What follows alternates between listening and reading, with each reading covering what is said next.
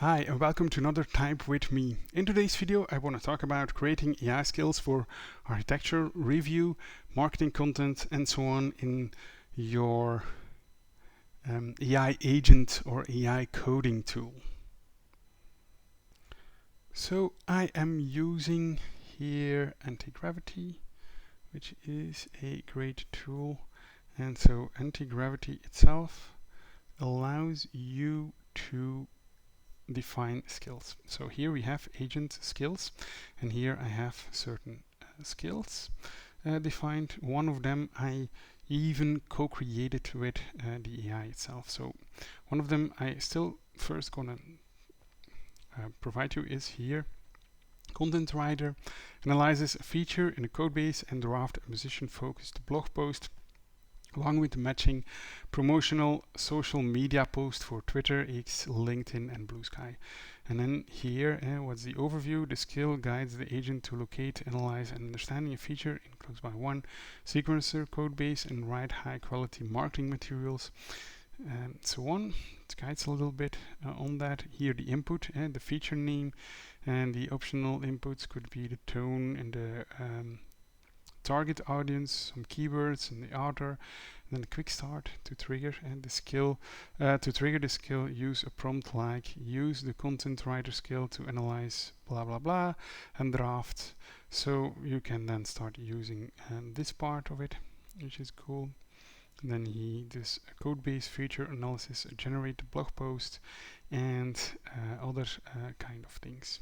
So it's really cool because you're creating your application. Next to it you have your homepage together with the news, and that defines a little bit of the features, and then you have some SEO to drive your your future customers to your application, right? So another one that I have here is the code-based design one. Here you put in provide architectural guidance on module boundaries and so on. So here you define a little bit what a code-based design is.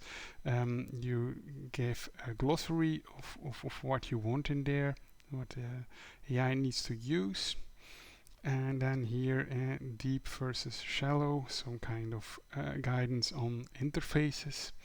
And then you have some kind of principles aligned also with some kind of explanation on how to do certain things within TypeScript or not to do within TypeScript, right?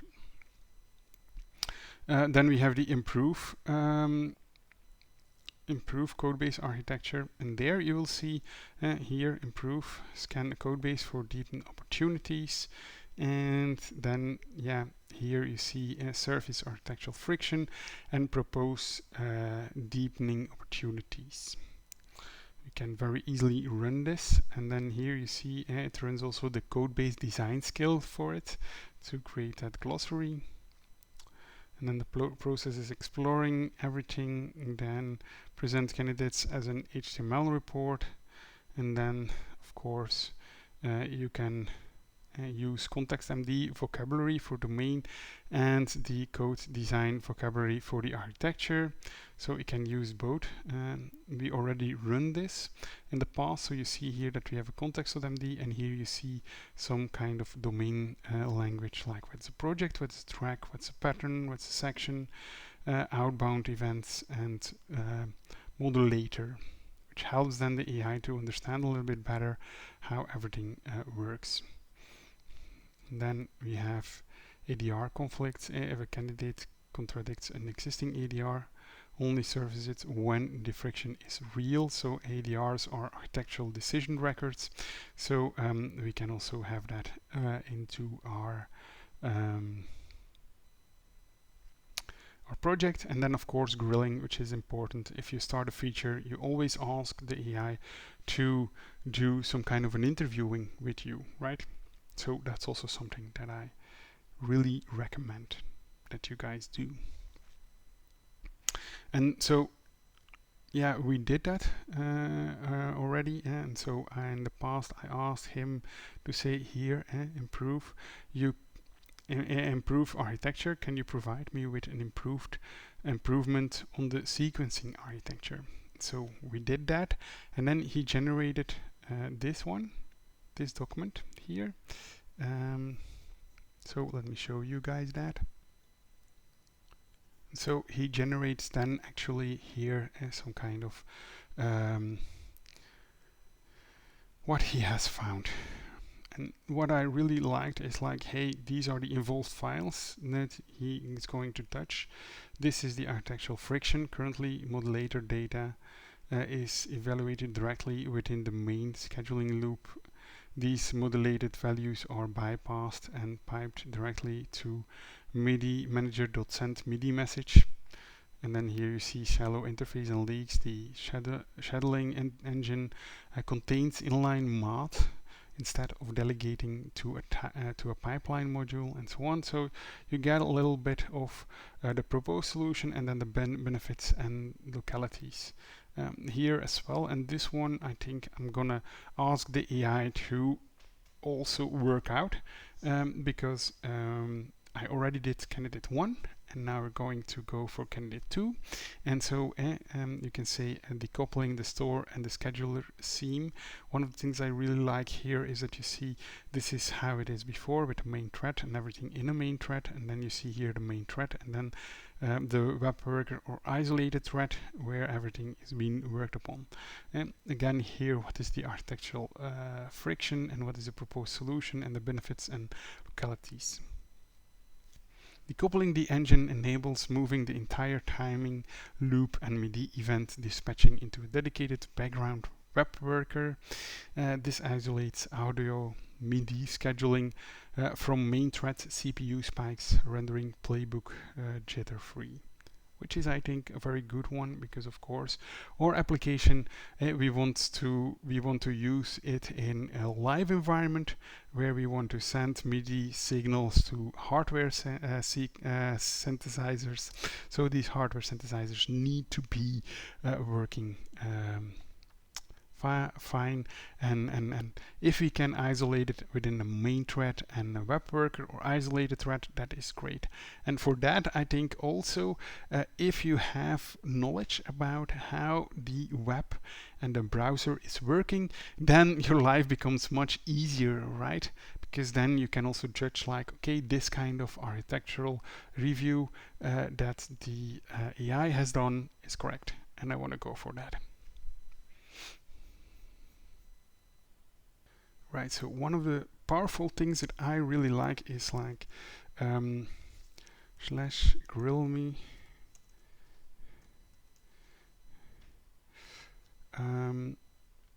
Now I want you to implement to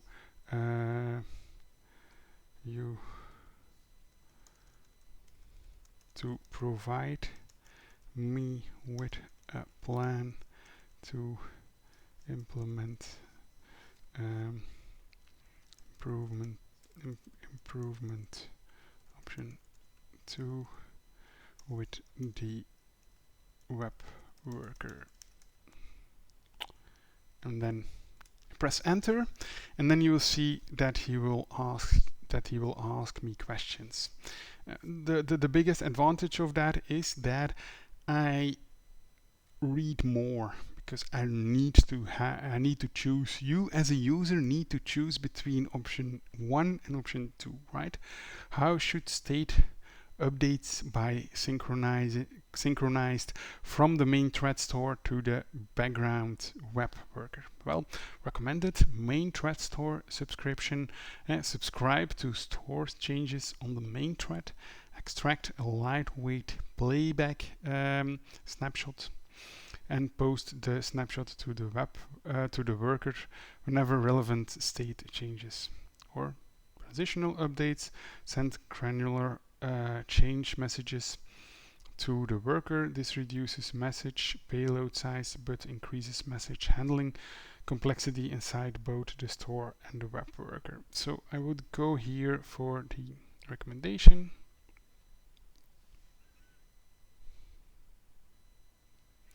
How should the worker synchronize its scheduling clock with the main thread audio context time?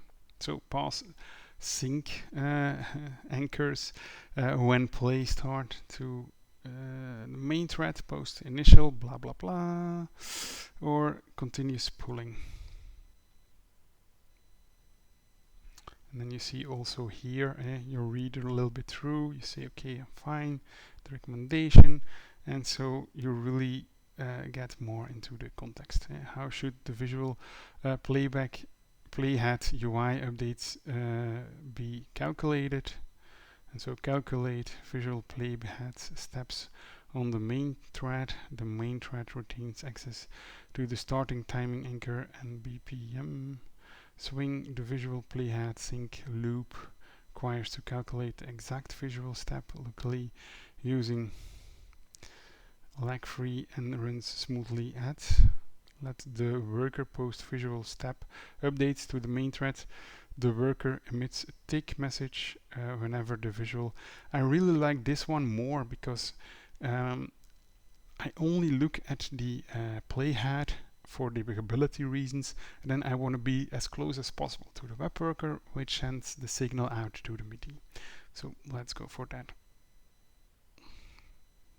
So you see, sometimes you follow the recommendations, sometimes you're reasoning yourself and think like, okay, this or that is a better option, and use a human keeps in the loop and making the right decisions without needing to read through a complete implementation plan. You still can do this. You still can see how this goes, and then you go to the implementation plan and then really see what he's going to do. Sometimes it can be very useful to look at it and to see what it is, but here you see user review required, and that's actually what the AI already did for you. But then you can see here how he's going to do it and what he's going to do with the implementation plan. So in my opinion, this is really powerful workflow. I really like it. I really think sometimes you need to work on features, sometimes you need to work on architecture, sometimes you need to work on design and UI UX, and this is some kind of a balancing act. But if we know from working and creating software, that's also what teams are doing, right? They are looking into features, implementing these features, but also looking into the architectural buildup of your code so that it comes under control, that you can improve the way the software works, and also UI UX wise, that your users are able to work with the software properly. So these skills can really help you to tailor this workflow. And of course, then you go to your application and you test it. So here I test it. I go and try to play it.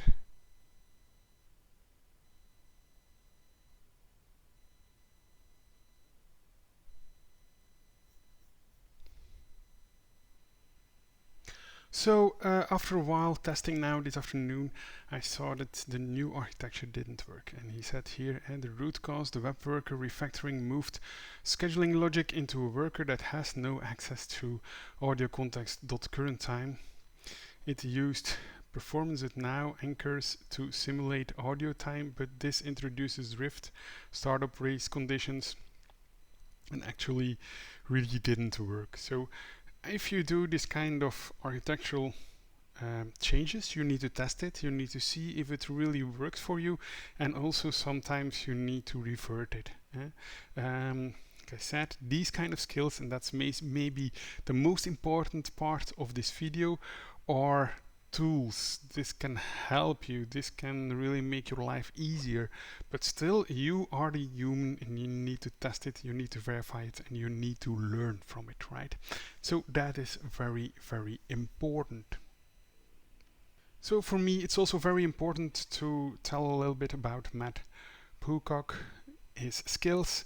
Here, these kind of skills are skills that I have tested out, that I have tried out. I think there are good ones in. Definitely also for you to just test, learn, get more context and more files in there to really amplify together with your AI. But again, I think it's normal that You want to go fast, but on the other hand, you also want to be careful, test things out, see that things work for you, and so on. So again, these kind of schemas help you through the process, but in the end, you need to do the judgment.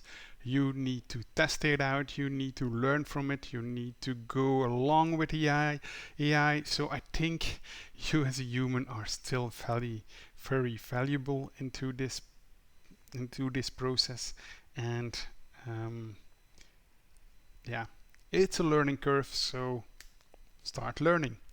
I hope you enjoyed this video. I hope you learned something from it, and I hope to see you in the next one. Thank you for watching. Bye.